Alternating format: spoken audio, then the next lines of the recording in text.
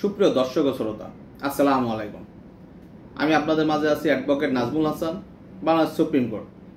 আমি আজকে সমাজে খুবই গুরুত্বপূর্ণ একটি আলোচনা করব এবং সবাই ফোন করে জানতে চান যে বন্টনামা দলিল রেজিস্ট্রেশন, তাই উপকার সাথে ভিডিওটি ছড়িয়ে দিন।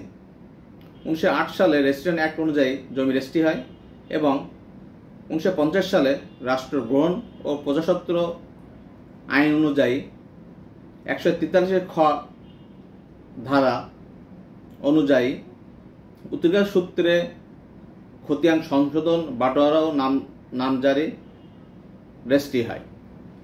কারণ এবং ভূমি মন্ত্রণালয় থেকে পরিতত্ত্ব জারি হয়ে আসছে যে আপনি বন্টনামা উত্তরাধিকার সূত্রে আপনার নিজ অংশ নিজের নামে নামজারি, দান, বিক্রয়, হস্তান্তর করতে পারবেন না, কারণ আইনগত কোনো ভিত্তি নাই এবং ভবিষ্যতে আইনের জটিলতা তৈরি হতে পারে।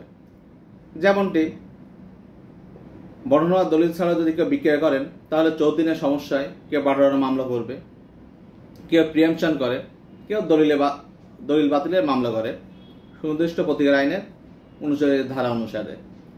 এজন্য বন্টনামা রেজিস্ট্রি দলিল ছাড়া কোনো রকমের জমির দান, বিক্রয়, হস্তান্তর এবং নিজ অংশ নামজারি আইনগত কোনো বৈধতা নাই এবং এটা ভবিষ্যতে আইনের জটিলতা দেখা দিতে পারে। সকলকে ধন্যবাদ। সবাই সুস্থ থাকবেন। আল্লাহ হাফেজ।